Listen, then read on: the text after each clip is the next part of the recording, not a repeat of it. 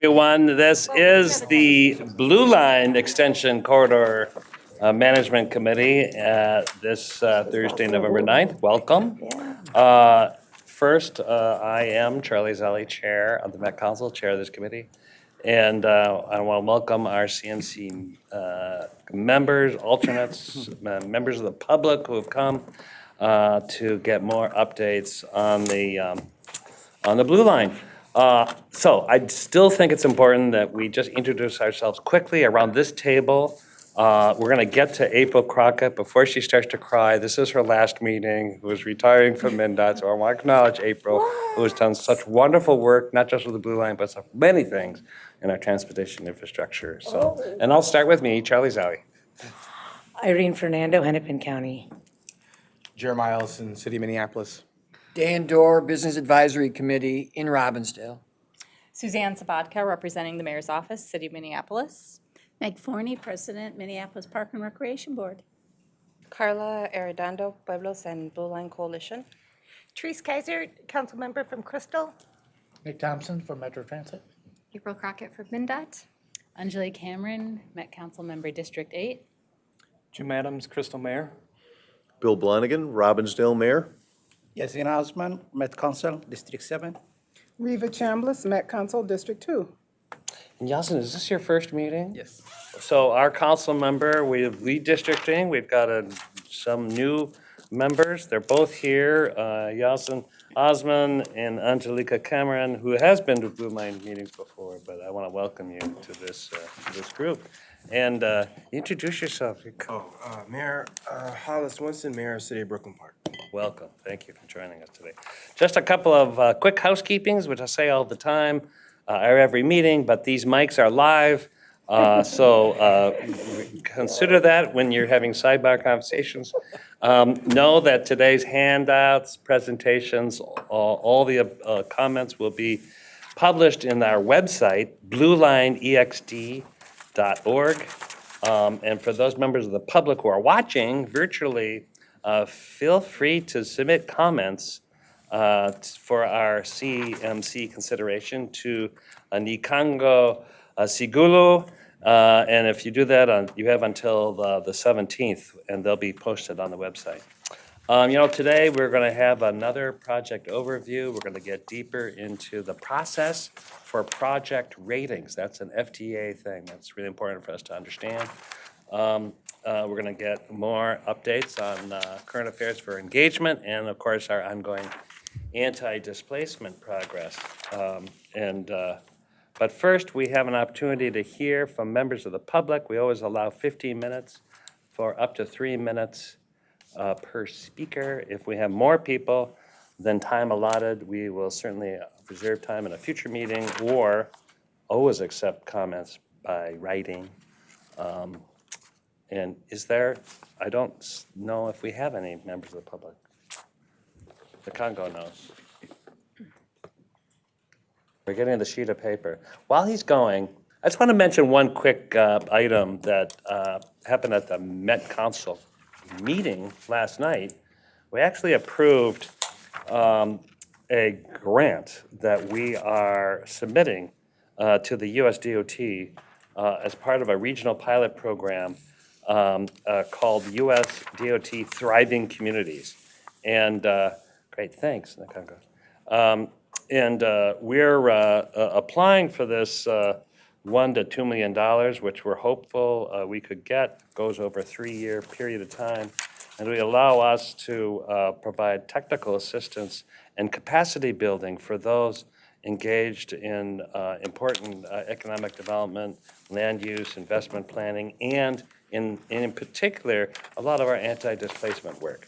So this kind of fits with a lot of the work that we're doing, and we can say more about this if we're lucky enough to be awarded the grant, but we think we have a very compelling argument given all that we're doing that is a little different since we started working with community to not just impose, but to develop something that will have lasting value for communities. With that, we do have a few people who have signed up to address the council at this time. So is Audra Poog here? Odway? Odway? Christopher Salmons? Christopher, join us here. You have 3 minutes, and somebody has a clock, so don't be alarmed if you get a warning.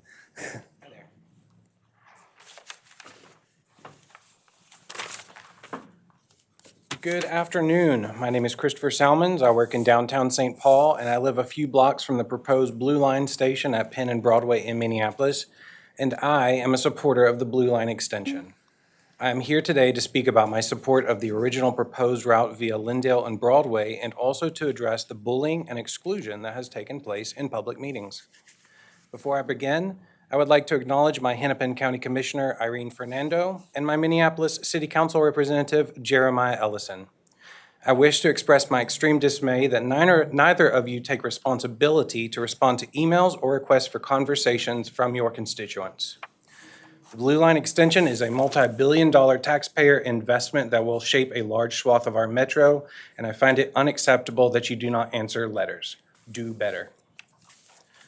I've been thinking about how to start my statement for a few days and thought many times about the merits of reiterating the benefits of the Lyndale Broadway route to you, whether we are talking about estimates of people it would serve, the points of interest it would connect, such as the V3 Center, the money it might save since we would be repurposing underutilized infrastructure, the lack of eminent domain that would be needed against private property, or the commercial district it could connect and revitalize. However, I keep coming back to the same conclusion. You all should already be familiar with those benefits, as the Lyndale Broadway route was the original staff recommendation because of those points and more. It was determined this route did the most good and potentially made most financial sense. I learned this via the facts and feedback that was given at public meetings over this last year from Metro Transit employees and the engineering firm that has been contracted.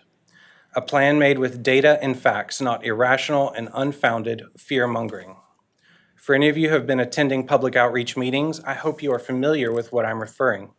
I have been attending meetings for more than a year now, and during that time I have observed some outspoken folks from a single neighborhood be allowed to hold a mock vote last October in one meeting, where they proceeded to chastise not only Metro Transit representatives about how the vote was binding and the train should be stopped, but also harassed folks in the crowd who dared ask questions or make any statement that was remotely perceived as adversarial to their agenda. I observed many people simply get up and choose not to participate in the process. In subsequent meetings, representatives from the same neighborhood were allowed to monopolize all public comment period and use this time as a pulpit from which to share their outrageous beliefs that the light rail would do everything from, quote, run over children and handicapped people, to how it would simultaneously destroy property values while gentrifying the area, an interesting concept since those ideas are diametrically opposed. Most recently, in a meeting at the Capri Theater, I braved the scorn of the Lynn Park neighborhood and spoke about my concerns with the newly endorsed route along Washington and 21st. I pointed out the additional bridges, flyovers, and elevators needed to make them ADA compliant were expensive to build and expensive to maintain. Thank you. Thank you for speaking. We also now have Matt Bruns. Welcome, Matt. Yep, so I'm Matt Bruns. I am here representing the residents of 918 Lofts right here on 10th Avenue, and also the 600 signatures we have on our petition that we are preferring the route that goes along the 3rd and 4th Street viaducts along I-94 and does not close 10th Avenue. We see that route as an option. It supports it supports the goal of expanding public transit. It has less impacts on our community. It maintains all of the bicycle and vehicle traffic on North 10th Avenue, which is a vital corridor in and out of the North Loop. It keeps options open for a potential transit mall in the future on North 10th, and it places the station closer to the residents of the Lynn Park neighborhood on west of I-94, and also promotes the development north of the North Loop. We have some major concerns with the proposed route closing down North 10th Avenue to vehicle traffic. The traffic congestion and diversion, it's because it is one of the two vital routes in and out of the North Loop from that direction. All of that traffic will be diverted. It doesn't disappear with trains, so we have concerns about our residential streets becoming highways and for speeding cars with our pedestrians, children, and bikers. In addition to that, our building is a 100-year-old building. It is on the historic register, and we have major concerns about the structural integrity of placing light rail trains as close as 15 feet to a 100-year-old historic building. We've seen that with other projects, specifically the Southwest Light Rail, and how that has impacted the communities and the homeowners of those buildings. On top of that, privacy concerns, it is a residential property. You're talking about putting trains 15 feet from bedroom windows where people's children are sleeping, where we lay our heads down at night, or where we hang out to watch TV. So placing a train there that will be waiting with dozens of people staring in our window is a big concern for us. Additionally, the noise pollution. When trains are blaring their horns 15 feet from our windows at 11:30 at night, how do we sleep? How do our children sleep? And how do we maintain an actual healthy lifestyle when there are trains going through at all hours of the day and the night when we're working, sleeping, cooking dinner, and we have to hear the horn and the buzzing and the rumbling of the tracks? And the final thing is that we have like many people, a lack of trust in Metro Transit. There's lots of concerns. We feel that this route was thrown upon us. It was rammed through our neighborhood without the thought of residents or the people who live there.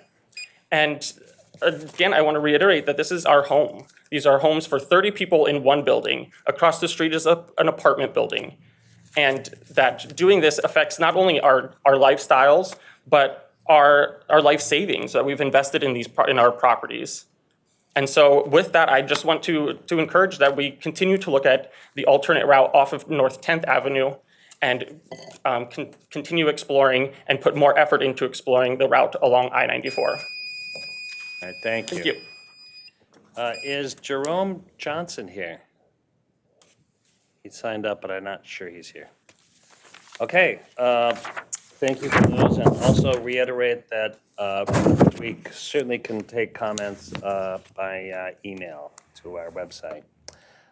We have the minutes that were, the meeting summary that was sent out in advance from September 14th. And unless there's any edits or corrections, I would entertain a motion and a second to approve those I'll minutes. move the approval of the September 14th Thank you. meeting minutes. Second that motion. Thank you, Mayor. All those in favor, say aye. Aye. Opposed? Those meeting summary is approved. We're on to the Business Advisory Committee. I think Dan.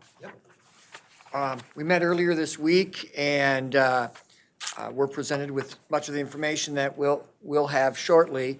And I would maybe just highlight that the business owners, developers, or merchants that responded to the presentations, I think, focused their comments or reactions most closely in response to the anti-displacement update. And I think to accurately summarize, the basic area of concern was, as we move forward with the project, that we take a close look at how zoning, assessments, or real estate taxes impact the overall experience or vitality of businesses.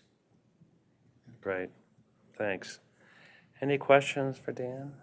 I know our representative of the Community Advisory Committee is unfortunately just fell ill, so we don't have a report this month, but we'll catch up next time.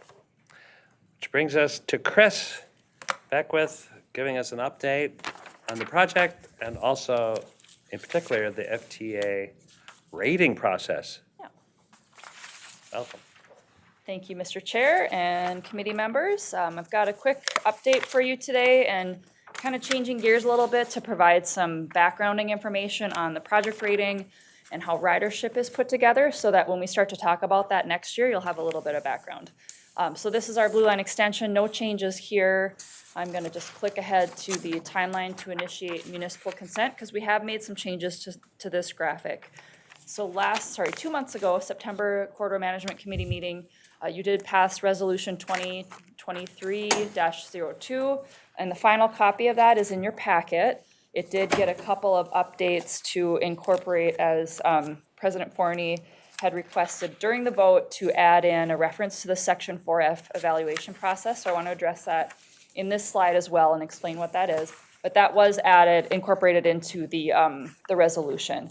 So kind of moving down the line here, the anti-displacement recommendations, we kind of broke this into 3 chunks, which Kathy Gold has presented on before. We are in the process right now of developing our implementation framework, which does take quite a bit of time to convene the right groups, which we have been doing, meeting with agency partners, working on the funding and staffing strategies and the committee structure that will be forthcoming. So Kathy will give us an update on that as well. That will take a number of months here going into next year, and then we'll go through a review process of that framework. We will actually be finalizing the framework later, actually 2024, so mid-2024 be finalizing that. And you might ask, why does that take so long? Some of those funding opportunities will be sort of tied to municipal consent. For example, a private funding source or a philanthropic funding source is going to want to get through the municipal consent process before they would start contributing those dollars in. So that's why the framework will kind of wait for those philanthropic and private funding sources to come in a little bit later. But Kathy can continue to report on that. The next line, the supplemental environmental impact statement. Nothing has changed here in terms of the Federal Transit Administration doing a number of reviews. Happy to report that they did actually return review number 1. So we've got a draft document. It's not complete. It's got kind of just basic information in it to start. And we did get their edits back, which were minor in nature right now. As we go into the next review and have more technical data that we incorporate, we expect those comments will be a little more detailed. And then down to the supplemental Section 4F evaluation, which is shown in yellow, so the 4th line down on this illustration here. The Section 4F evaluation actually runs concurrent with the SDEIS, and it's related to park and recreational lands, wildlife and waterfowl refuges, and historic sites. And so it's also a federal requirement, and it, as I mentioned, it runs concurrent with the draft supplemental EIS. The draft Section 4F evaluation will go along with that. And when we publish the supplemental draft EIS next year, we will also be publishing the supplemental draft 4F evaluation on the same timeline, which means that both of those items have to happen prior to municipal consent, which is President Forney's question at a number of meetings. So we wanted to make a really clear tie and make sure that it was understood that those are before municipal consent. Each of them has a final process as well. So that will follow municipal consent and be concurrent with it. Thank you. Yes, absolutely. So I'm just going to keep going into the Federal Transit Administration project rating overview. So just to give you just a quick overview on the Capital Investment Grant Program. It's a federal, it's the largest discretionary grant program funded through the federal government and managed by the Federal Transit Administration, FTA. Is to fund capital projects for rail, for bus rapid transit, and streetcar. There's a number of subcategories within it listed on the last bullet here. Our Blue Line extension project is a New Starts project, which would be greater than $400 million. We received an update from the FTA. They presented at a conference in September and showed some of this information here. So this shows that there's 65 projects currently in the Capital Investment Grant Program as of September. You see how the mode is broken out on the right there. A large number of bus rapid transit projects, including some in our own region, light rail, commuter rail, heavy rail, streetcars. So we've got light rail and we've got bus rapid transit that are in the pipeline. You see by the shading of the states, the darker color states would have more projects, and we're kind of the second to darkest shading there, Minnesota. So we do have a significant number of projects when you kind of compare us nationally. And as you look to the projects that are under construction grants or full funding grants in the New Starts program, FFGAs they're called. So we've got a handful of those locally here as well, also shown kind of in a darker shading in this in this map depiction as well, because we've got a handful of those that are in construction. Some of them are open, so the Southwest project, the Green Line extension, is under construction, the Gold Line BRT. The Orange Line, I think, still also falls in this because that grant has not been closed out. So just kind of shows that we have a lot going on in Minnesota. Just to quickly run through the FTA New Starts process, I won't run through the whole thing, but everything down the left side of this shows the individual phases within the New Starts process. So project development is an official phase, as is engineering, as is construction. We are currently officially in the engineering phase, kind of right in the middle of this process. We'll be in this phase for a number of years. We will then request a full funding grant agreement and move into that next phase once we receive the full funding grant agreement. So just to give you an idea on where we are in the process. So let's talk a little bit about how the New Starts rating is pulled together. The FTA actually does ratings every single year for the projects that are ready. We are not a project that is ready to be rated yet. That happens in August. Every year they do it in August, or we submit in August. We would need a cost estimate, we would need a route, we would need our ridership updated. There's a number of inputs that we still have to pull together before we can ask for a rating. So that rating will come maybe sometime next year or the year after. But what the FTA does is divide it into two halves. So the project justification is worth 50%. And you've got 6 subcategories there. The local financial commitment is also 50%, and you've got 3 subcategories there. The next slide shows this dial format, which we have found effective on other projects to convey. So everything you saw on the previous slide is just now shown on this dial. It's a 5-point scale from low to high, so low, medium, high, and high, and they each have a number. So we will, for the visually impaired, we'll make sure to not just show the dial in colors, but we'll also incorporate numbers as well when we start to display this. What I have seen in other projects locally, it's common for us on the right half of this dial here, the local financial commitment, to have some high ratings. We usually get a high rating in commitment of funds. There's some measures that they look at Metro Transit's financial health as a whole, and we usually score pretty high on that. So we usually do pretty well on the left side, and on the right side, and on the left side of this project justification, you'll see us kind of all over the map when we actually start to fill in what these ratings are. We could have some that are medium low. We could have some that are medium high or high. So we are still kind of pulling that together. But what you do is take the average of the two halves, and as long as we are a medium or better, the project can proceed in the federal program. So you will see this dial again, and just maybe you'll jog your memory that we talked about it here today, but as we start to kind of populate it with colors and those numbers, it'll really start to pop out. So let's talk a little bit about ridership. Let me just back up once.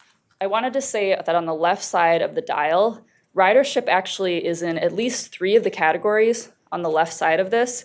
It kind of gets interwoven. It's a very complicated, they call it a template, it's a spreadsheet. The FTA, everybody uses the same template, and you have all these inputs, and ridership does kind of go across a few of those.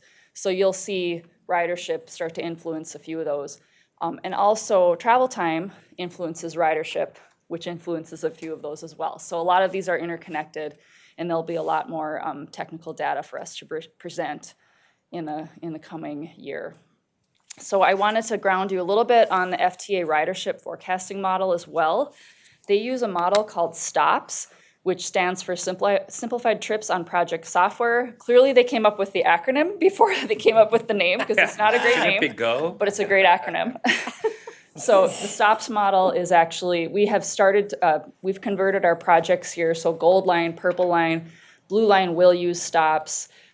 We used to use something called the Regional Travel Demand Model for all of the prior projects, so the Green Line Extension used the regional TDM, the original Central Corridor project used that, and some of the other BRT projects as well use that regional travel demand model. Well, FTA wants everybody to move over to their STOPS model. It's intended to level the playing field, so we're all using the same criteria, that same big spreadsheet I was telling you about, and the same model. Everybody's getting rated the same way. It does happen to be much more conservative. The FTA is not interested in overestimating ridership, because they have to then report to Congress on how their projects that they funded did in terms of what was projected and what was achieved. So as we've worked with modelers in Washington, D.C., they're just not interested in overestimating. They're going to underestimate, if anything. So the model is calibrated nationally to a variety of different transit corridor projects. It relies on local data. So the first item there, transit onboard surveys. I think I reported in September, we were waiting the transit onboard survey locally here. We just received that a couple of weeks ago. So now we are able to start to put that into our own stops model for the Blue Line extension, and we'll be able to report out to you, hopefully early next year, on what our ridership will be. But I wanted to first take the old alignment, so the Blue Line 1.0 that we sometimes call it, but the previous alignment in 2017, we had, when we used our regional travel demand model, which is on the left side, we projected 26,600 trips per day, and that's a 2040 forecast. When we converted that to FTA stops model, no other changes, but just changing the model, that dropped down to 18,600 trips per day in 2040. That's a 30% lower ridership forecast from the regional TDM to stops. This is one of the reasons FTA prefers to use their own model. Everybody uses the same thing because they say regional models can tend to be optimistic because we're putting them together ourselves. They want to take some of that optimism out of it and just have it level across all of the projects. So 30% drop just with no other changes. But I did want to show you one last illustration here. This is the original Blue Line and the original Green Line. This is what ridership back in 2017, so the dotted line going across was what our regional travel demand model forecasted. So that would be, this is in percent, so that's what it forecasted. And then when you look at the actual ridership for Blue Line and for Green Line, it exceeded what the forecast, even our own optimistic model, the actual forecast exceeded that, 133% for blue and 125% for green. So it just shows that even our own optimistic model underestimated what we actually saw on blue and green. If you were to take the same measures today, you would find that obviously being below the dotted line because of the COVID effects. So you will also see that when we begin to convert this project into the stops model, you will see ridership drop because the FTA is asking us, requiring us to take a blended post-COVID, pre-COVID and post-COVID data and blend that kind of half and half and pull that in. They're telling everybody to do the same thing. So they're going to have us pull in some lower data, into the model. So you will see ridership drop. You absolutely see a drop from us next year when we present that, and we'll kind of remind you kind of what stops looked like in the old model, and then what it looks like kind of after COVID. We'd also like to report on kind of what our ridership trends look like, so you'll see that information from us next year too in context, and we'll also compare it just right alongside what we're seeing for Blue Line, because we think maybe our ridership projections are going to be even less than what actual ridership is on Blue Line. So we'll give you a number of data points to look at, and you can judge for yourself, how much we want to believe in what the model says. They're usually not accurate. So I just wanted to provide that context. Does anybody have any questions for me? Any questions, Irene? Yes, thank you. So on the slide that we're on, so hypothetically the stop line is lower than our dotted line. Yeah. Okay, so whenever this comes forward, what you're saying is we'll just have multiple perspectives. I mean, I think the FTA using a consistent model across the country for funding purposes and scoring purposes, of course, just has a different perspective than what this regional entity might have, so obviously county and municipal might have. So I think more data that can be consistent across would be favorable, and in this instance, maybe just adding where stops would be, because that would be compelling, like stops is even lower than this dotted line, but our actual ridership is higher. And so, I mean, providing data and allowing us to contextualize that seems like a good way to go, so appreciate you raising it. Thanks. When do we expect to have that ridership forecast? Early next year, Mr. Chair, is what we're working towards. Yeah, go ahead, Mayor. Yeah, thank you, Chair. Was there any consideration to any social or safety effects to the ridership? as opposed to just COVID? Mr. Chair and Mayor, it actually would, it's based on actual ridership right now. And so if you would assume that that would incorporate any, people that are avoiding transit because of safety issue, that would show up in the numbers that we have right now. It's based on actual post-COVID ridership, So it's just- ridership as of today. So it's just a matter of how we title it? Yeah, Okay. yeah, I see what you're saying, yep. Any other questions? Really quick, sorry. Sure. Sorry, one more. Is ridership based off of estimated number of persons on transit, or is it paid fares? Please forgive me for the question, but I'm curious. Estimated riders regardless of fare payment, yes. Thank you. What are some Go ahead, metrics? Kyla. Sorry. What are some metrics that we could change in the design project to impact the number of stops or zoning, or number of ridership, sorry? Yeah, so Mr. Chair, committee members, so I know it sometimes seems if you add additional stops, that surely that would add additional riders. What happens is that also increases the travel time, so sometimes it doesn't always add riders in, it will offset because you might lose riders because it's a longer trip. So some of the ways that we can impact ridership, just to kind of go back to this dial, some things that the folks around this table can do is that land use on the bottom and economic development. If we are having supportive zoning uses near transit, TOD, transit-oriented development near transit, those kinds of things can really help the model, and that's the things that the cities in the county can do.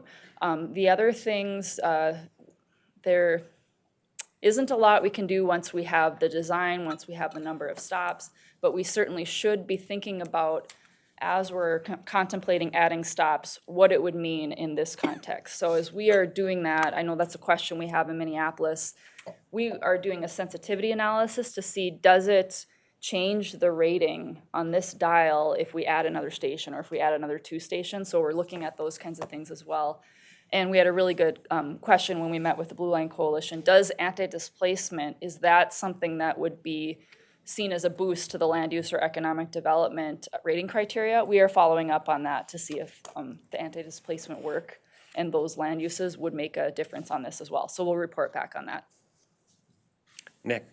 And we are expecting some federal changes to the criteria. They've indicated that they would be updating this criteria. We don't know what those are yet, but there could be new criteria or new changes around maybe that we could affect that would change the answer to that. And we might know that as soon as early next year too. And then in terms of land use, it's really about what's been adopted by the cities or counties. It can't be like, well, we're going to change. They really want proof that the land use is supportive of transit. And our region has a really good track record of having good land use to do well on that rating. And I think this quarter does too, so. Quick follow-up on Carla's question, which I think is a smart one. Is there or maybe it's not, this is not the right venue, but I understand that there was some pilots about either very reduced fares or free fare routes. Just amplifying the question about what impacts ridership. I actually don't know how that all went, but it prompted me to at least place that into this discussion, whether there's an answer now or in the future. There are 2 pilots in place as what came out of the legislature this last session, and those pilots aren't on light rail, they're on buses, but we will have that information. I'm not sure we'll have that information in time to affect this forecast. Mr. Chair, that's correct, because the data we are using was before we did those pilots. So it's a full calendar year of last year. I don't think that it would get that data into it quite yet. Well, but something to consider. Yeah. Any other comments, thoughts, questions for Chris?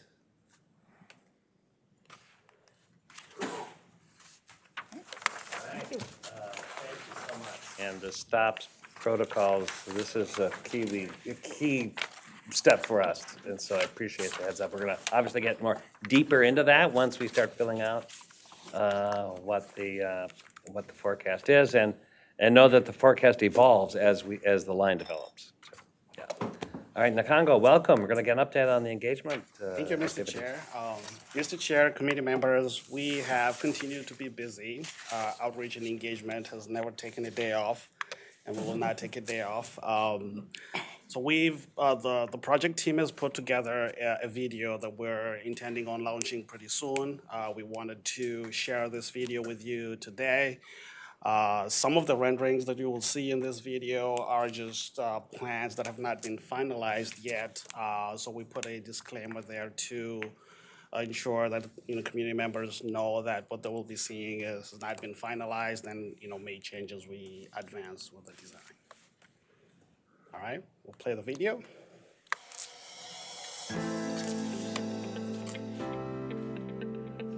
The Metro Blue Line extension will extend the existing Blue Line light rail from downtown Minneapolis northwest, serving North Minneapolis, Robbinsdale, Crystal, Brooklyn Park, and surrounding areas. It will serve some of our region's most diverse communities, better connecting people to our regional transit system, opening new opportunities in key destinations for employment, education, healthcare, culture, recreation, and so much more.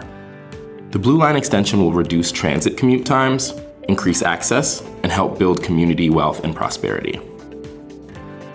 Businesses and customers in Brooklyn Park, Robbinsdale, Crystal, and Minneapolis will be connected to downtown Minneapolis, MSP Airport, Mall of America, and countless key destinations along the way. Light rail service in these communities will provide an affordable and reliable transportation option, greatly increasing mobility and access to opportunities and destinations in communities with high numbers of households who don't own a car and rely on transit to meet everyday needs. For the first time ever, project partners are working closely with communities, cities, philanthropy, and partners at every level to build community prosperity and prevent displacement. This project is about more than the train. It's about the people it will serve and the communities it will benefit now and for generations to come. New electric-powered trains that can move more people more efficiently will reduce pollution. This clean and active transportation alternative will improve the health of our environment, residents, and communities. During construction, roadways will be updated to improve traffic design, utilities, and infrastructure for people walking, biking, and rolling. The goal is to create safer and more welcoming places for people to be and move. We know from recent light rail projects that construction of the Blue Line extension will generate thousands of jobs both in the communities it serves and throughout the state. Ensuring local workers and small diverse enterprises are put to work building this line is a priority. The Metro Blue Line extension will bring many new improvements and opportunities to our region. The next steps for the project include advancing the route through environmental review, engineering and station area planning over the coming years, and continuing to collaborate at every level to build community prosperity and ensure the residents and businesses in the corridor today are there to experience the many benefits and investments this line will bring for generations to come. Stay up to date on the project by going to bluelineext.org and signing up for email or text alerts. Share your voice and vision for how the Blue Line extension can best serve your community at yourblueline.org.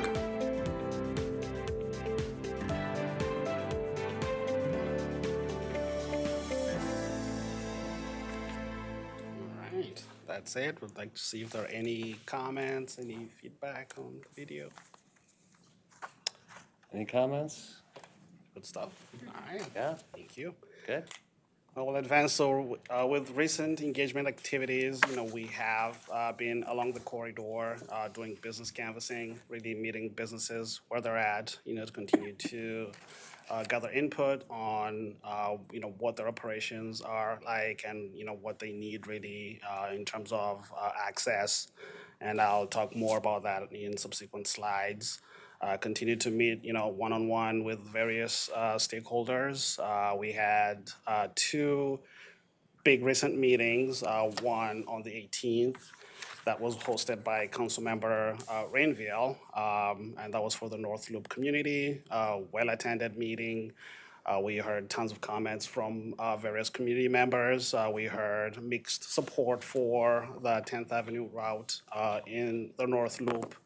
We also heard that folks would like to see a transit mall should the alignment go along 10th Avenue. And we also heard supporters of various other forms of transit options. So the second big one was the meeting hosted by Councilmember Ellison on the 30th, and I'll be respectful and see if Councilmember has anything like to share about that meeting. Yeah, sure. I was gonna wait until the end and shout you guys out. It was a really successful meeting. We had over 80 people at the meeting, which, and a lot of new faces, right? So, some folks that you saw, you see turning up to all these things, but a lot of young folks, a lot of folks living right along 21st. I thought that was really important. And, folks, we heard some concrete things. Folks want to know what the solutions are for parking, for example, right? What are we going to do about parking with street parking being eliminated? And, I think that it's going to take some intergovernmental dynamics to resolve those kinds of issues and to get answers for people. But we also got to see people get really up to date with what we're doing for anti-displacement work. And so, just couldn't thank enough the team, Nikongo, Chris, Kathy, Dan, you guys were holding it down, and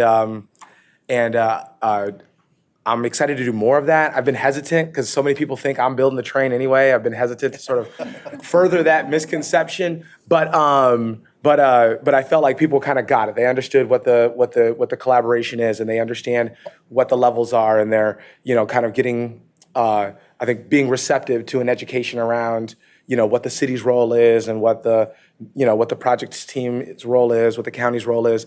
So I thought it was a great meeting. Some people who have in the past been a little bit more oppositional, disruptive, described it as one of the more productive meetings they have been to, which I think just you don't achieve that in one meeting. You achieve that because you guys have been out there laying the groundwork for that to be a really productive meeting as well. So couldn't thank you guys enough, and and I look forward to doing more of that kind of thing. So and then the last thing I'll say is, one of the things that's given me a lot of hope, because I know that this has not been, folks are vocal. Folks are frustrated about the project. Folks are scared of change. Folks are excited about change, all these things. This wide range of how folks feel about the project.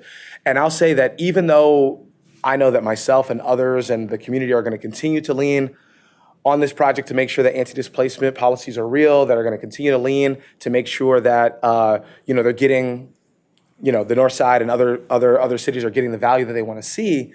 I've also seen projects that create a real us versus them dichotomy between the project team and the community, and folks have been direct, we'll say, about their feedback to you guys, and you guys have not dug into any sort of like adversarial relationship with the community, and I really appreciate that. So folks are going to continue to be a little harsh sometimes. They're going to continue to be forward. They should be. They should be to me. They should be to you. But I love the sort of the spirit of collaboration that you guys continue to show up with, and it's very encouraging to see you guys treating my neighbors that way and all that. So that's all I'll say, and then I'll let you get back to the rest of it. But thank you. Thank you, Councilmember. Appreciate it. Thank you. The other big meeting we had last night was the second quarterly meeting, also well attended, great conversations, and that's part of the legislative mandate, to host those meetings on a quarterly basis and share the minutes with the corridor management committee. We're still packaging up the minutes, and we'll send them through so you could all have them and see what those conversations were about.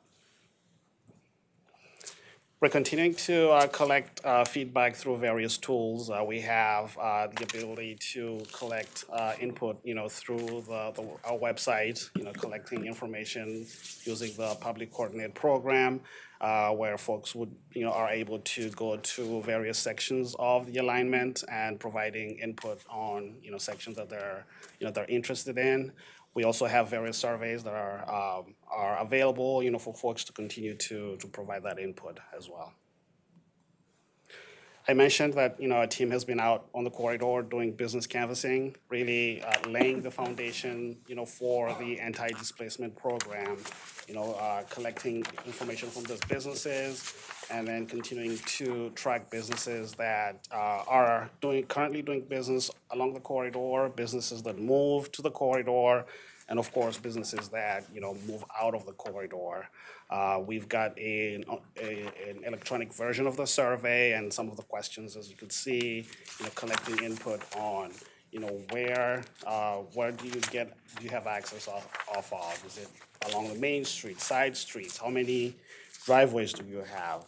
What types of delivery vehicles do you anticipate to get, so that as we continue with the design and as we get into planning for construction, we can take that into account so we could continue to provide access, through construction, so that these businesses could continue to function along the corridor. And some of the business feedback, some of the feedback we've gotten from the business community while doing these canvassing activities, as it relates to some of the opportunities. Some see the project would help them get, tap into a new client base. Some, very excited about developments the project will bring to the corridor. And obviously that goes with concerns as well, and about the project as it relates to access, noise, safety, loss of on-street parking, a big piece, and really property values and taxes. So those are some of the feedback we've received. Alongside our outreach coordinators, Hennepin, Elevate Hennepin staff have also been, canvassing with us and providing information on the Elevate Hennepin program. This is a Hennepin County business support program that has existed and that is just being extended to the corridor to provide assistance and resources to those businesses that are doing work along this corridor. Various workshops have already been held, and additional workshops are going to be held to continue to support those businesses along the Blue Line Extension corridor. Mayor Blonigan. Thank you, Chair. If I am a business and I can't go to these workshops, can I, after the fact, access parts of them electronically? Some of these, yes, those workshops are, especially the virtual ones, are recorded, for folks to be able to see those. And again, we can connect various businesses, and these programs are continuing to be available. We've got various programs through the Elevate Hennepin program. I can jump in really Sure, quick. sure. So this is an ongoing program that Hennepin is seeking to offer more prioritized resources in this corridor, given the feedback from businesses. But Elevate Hennepin is open to the full county all the time. It offers programs as well as on-demand services. So if you're a business who's in need of legal support or in need of some other technical skill, the program kind of matches skill set from existing professionals in the community to the business in need. So it's an ongoing program available to businesses in Robbinsdale and throughout Hennepin throughout the year. And these are corridor-specific workshops considering the alignment, considering the feedback we've received from businesses related to the project, if that helps. But you don't need to go to that workshop. You can get No, there. exactly. Right, so one of my main concern is that we make it known to the businesses in the area, there's this service, and click here and see our materials, whether it be watching the meeting or the other materials that we could use as business owners. Yeah, sure, we can, I'm now looking around. Yes, that can be met. Thank you. Thank you. Thank you, Mr. Mayor. And again, we've got a huge engagement team. We have 3 outreach coordinators who are representing various geographical areas along the corridor. we have the privilege of enlisting the help of cohort members, really engagement cohort members who have been helping us, and I just concluded phase 3 of that community cohort for part of last year that ended in September 23. And now we just kicked off this October, a new program for the cohort, and some of, one dropping from the list, but continuing on with 8 community organizations that have been doing the work within their communities, very known in their communities, and assisting the project office in amplifying our engagement activities, and they've been very, very useful. And as you can see, they've been able to, bring in about over 12,000 point of direct contacts with various community members. Door knocking, project office cannot do it all, but again, very, very helpful assistance from cohort members. Upcoming engagement activities, as we mentioned, we held 2 big meetings. We're going to be hosting a virtual community meeting to provide folks who had not had the opportunity to attend the meeting hosted by Councilmember Rainville or the one hosted by Councilmember Ellison, so that we could share that information virtually and collect input that way. And the additional Elevate Hennepin workshops are also listed on this slide. Cultivate Arts, this was a very successful program. I believe that we presented on the previous Cultivate Art program, that ended. And now we've got a new Cultivate Arts program that just started, between August and December. We're going to continue to to host these events along the alignment, but really essentially what this is another way of engaging the community, especially community members who would not engage through traditional means, who would not come to meetings, who would rather be doing fun things, maybe with their families, to attend these events, as their kids are doing, little fun activities, then they would learn about, the parents would learn about the project. It had been very successful. 10 artists were selected for this round. I've already held 16 events, and really the goal is to continue to connect with various community members and informing them about the project, and also promote these artists, who are local artists doing work within our communities. And some of the events, the past events, to the left, was mask painting activities, at Open Streets West Broadway. In the middle there is was a fashion show. Rami created a dress, and that dress actually, that fabric on that dress has got the Blue Line corridor printed on it. Nice. Very, very innovative, right? So, and then to the right, additional, that's Jarrell, playing the Chinese Caesar, and you'll see those canopies down the road there. We had a project office booth at that location, and we shared tons of information about the project. Again, another short video, just sneak preview on the fashion show.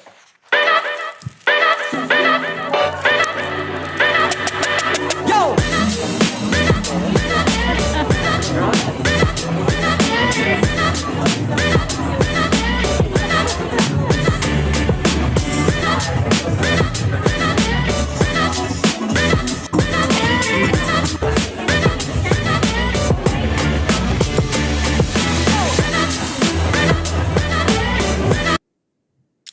All right, again, just another way of engaging various community members who would rather just be out there doing fun things. So I want to know if Charlie is going to wear that. Just stay tuned, on the runway. We've also heard from some community members that would like to see bow ties and socks, with that same, motive. So Interesting. So upcoming Cultivate Art events, as listed here, continuing to interact with various communities and collecting input from our community members. And that concludes my part of the presentation. Any questions?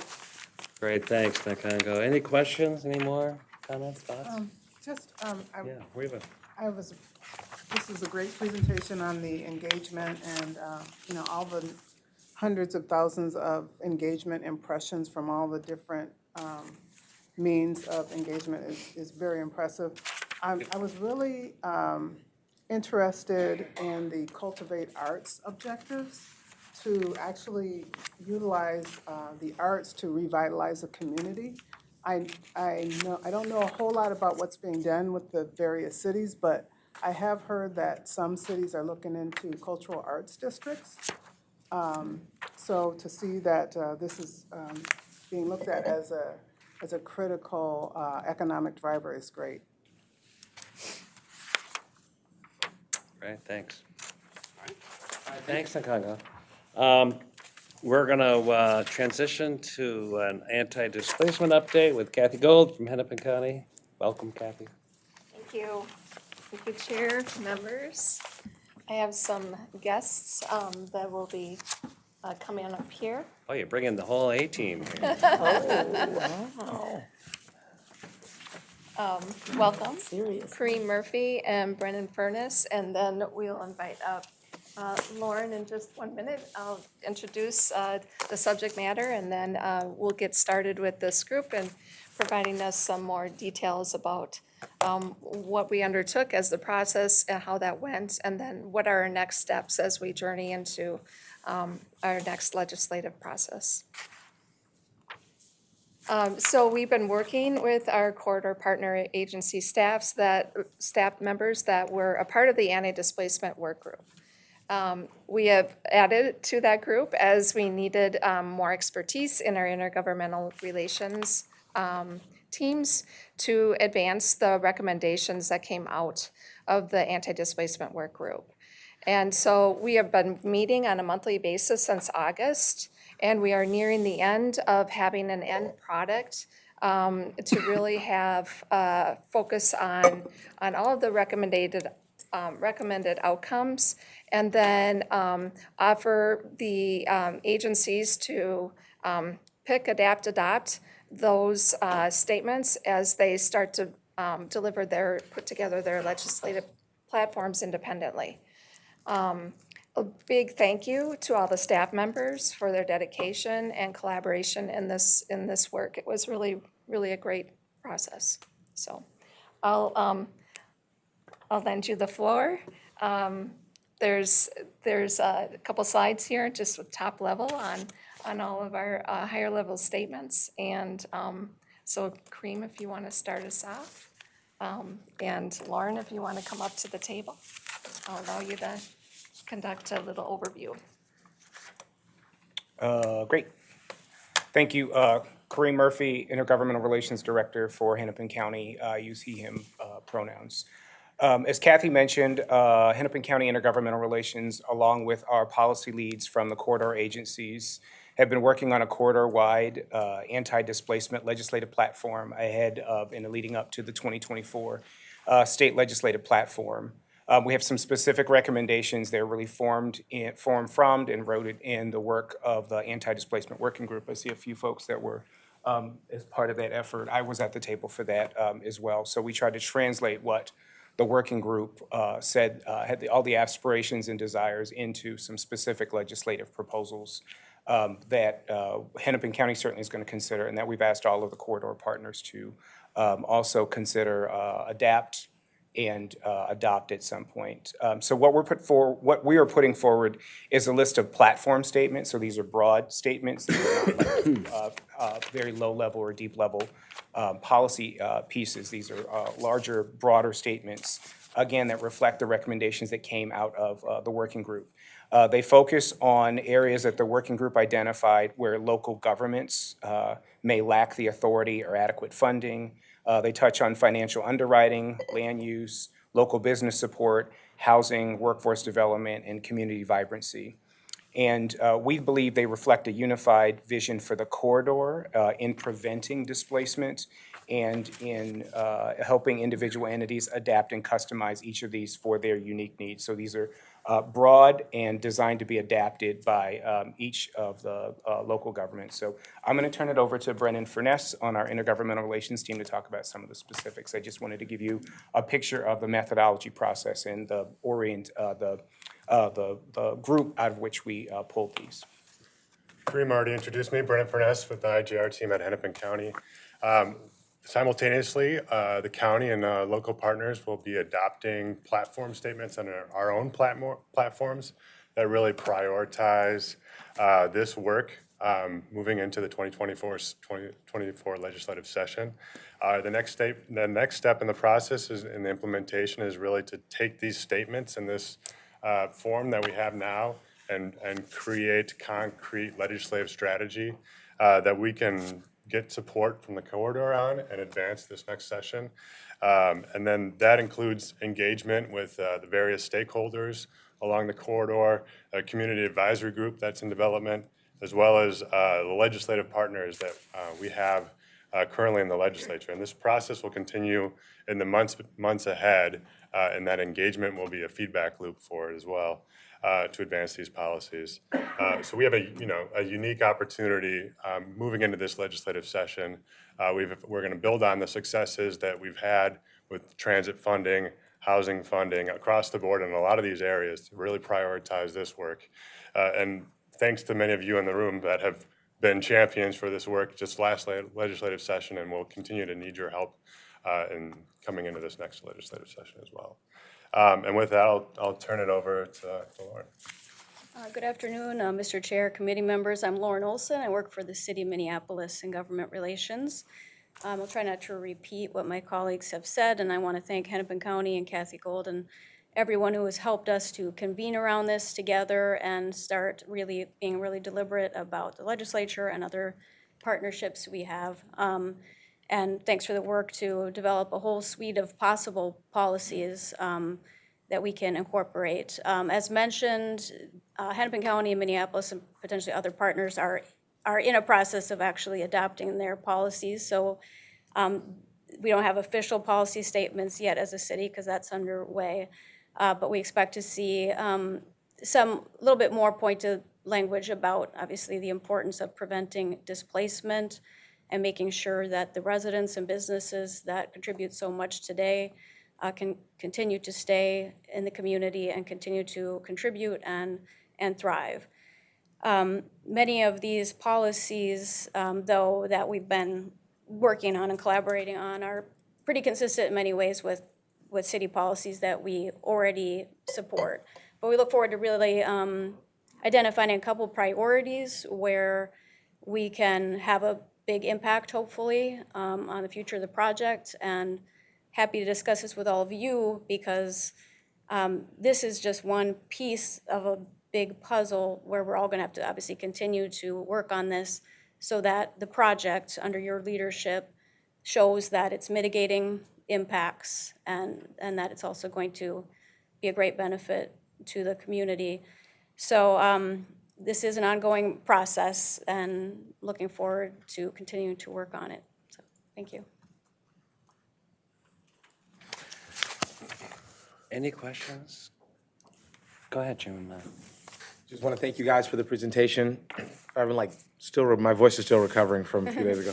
Yeah, want to thank you for the presentation. I continue to be encouraged by how much focus anti-displacement work is getting, knowing that it's not just about the work group, but also IGR, also, the cities have to have our own policies as well. And I just I'll keep reminding all of us that, this is going to be, there's a values question here, there's a policy question, but we're not going to be able to achieve anti-displacement through regulatory means only, right? Like at some point, and I know if Jeff were here, he'd be echoing this as well, it is going to be a resource question. And I know that no individual city can foot the bill on their own. I know that the project can't, the Met Council, so, can't foot the bill on their own in terms of executing all these these strategies. And so I want to encourage us to continue to be creative and proactive about how are we making sure that whatever various resources that we have are fitting together really neatly so that we're maximizing our ability to execute anti-displacement strategies, disposition policy, who owns site control along the corridor. All these things are going to be really important. And every single jurisdiction might have a little bit of a different approach, right? A pure free market approach might work for one city. I know that I think that would not work for North Minneapolis, right? And so just us being mindful about those things and continuing to make sure that the conversation involves, what are our regulatory options, what are our policy options, where are our partnerships, but also how much are we spending, when, and on what, it also needs to be a part of that. So thank you guys for the presentation.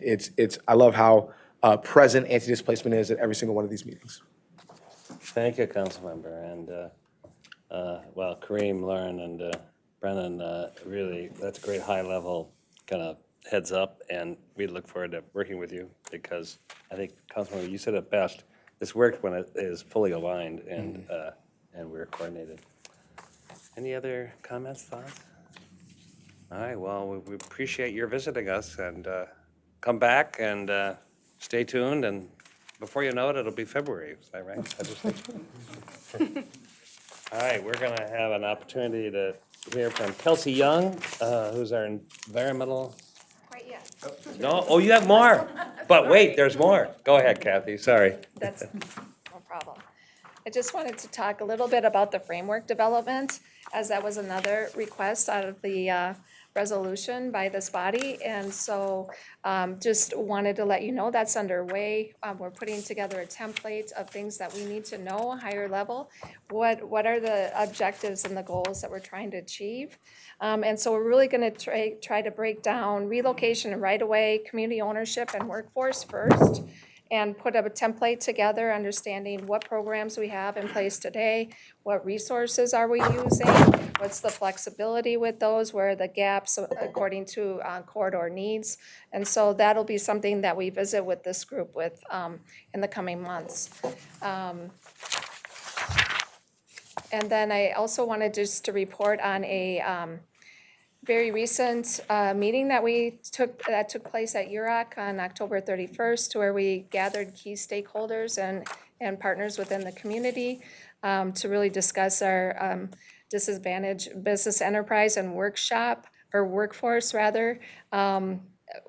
development in a mixer type environment, meaning that we really did provide an overview of the project, but then also talked with this group back in June to understand what were the obstacles, what can we do better with this project to make it easier for folks to do business with us as we contract out this project, and also make it easier for them to have a little bit more higher level opportunities, such as a prime, maybe having some direct contracting. How would we go about doing that? Would that be something people are interested in?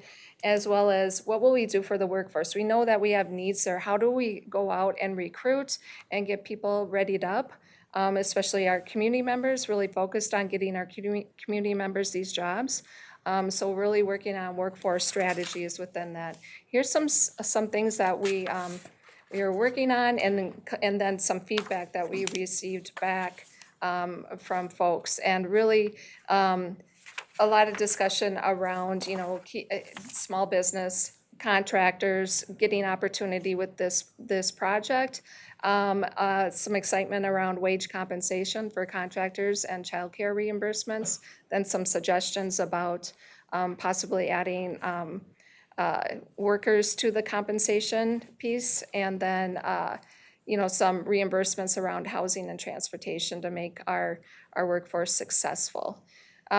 For future mixers, we're going to look at how do we retain our workforce. We're going to collaborate with MnDOT on their workforce recruitment efforts, in addition to creating a support network for our BIPOC-owned DBEs. And then there's some conversation in regard to trade skills and generating community interest there too. So those are our next topics for future mixers.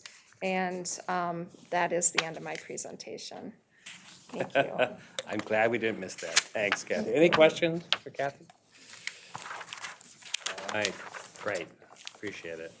Now we have Kelsey Young for the environmental update. Thank you, Mr. Chair, committee members.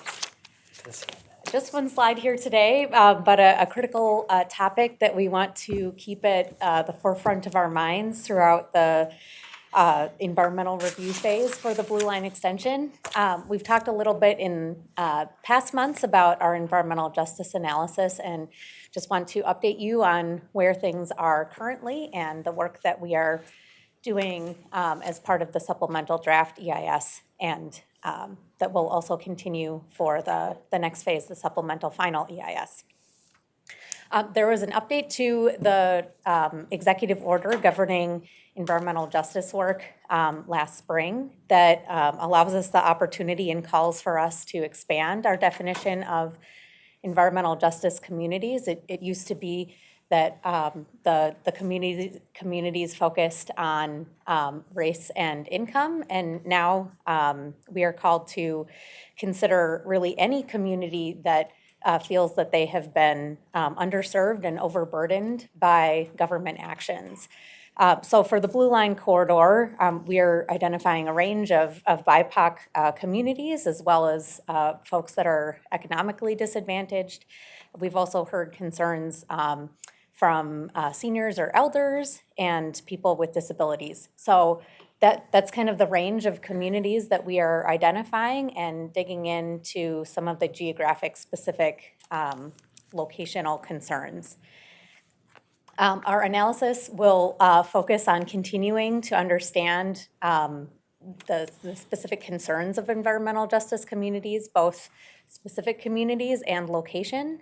The executive order calls for us to conduct meaningful input and collaboration to understand how the project impacts and benefits specifically relate to environmental justice communities, and with an eye to how those impacts and benefits also relate to past harms.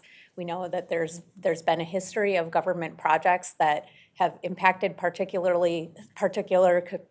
communities disproportionately, and so this new executive order allows for us to bring in and consider those past harms as we continue to look to understand how the impacts and benefits relate to environmental justice communities. So some examples of this, we've heard a lot about the concerns of Black-owned businesses along West Broadway. We've heard about access to affordable housing locations in Crystal and Robbinsdale, and how people will get across County Road 81 to get to stations. We've heard about the benefits and mobility desires of businesses in Brooklyn Park, looking for expanded transit access for their employees.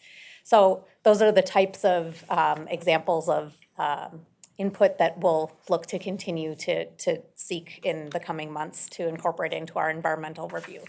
And the point of this is all to continue looking for ways to lessen the negative impacts and maximize the benefits for environmental justice communities.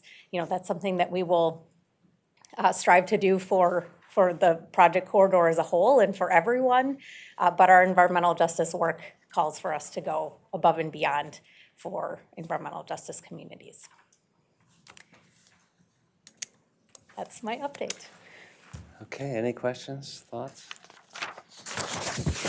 Thank you so much, Kelsey. Important work. So this brings us through our agenda. Next meeting is scheduled for December 14th. Thanks for everybody's participation today. Any final words, thoughts, questions?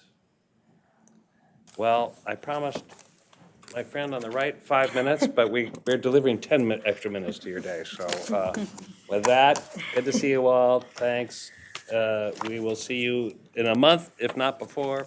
This meeting's adjourned. Thank you. All righty.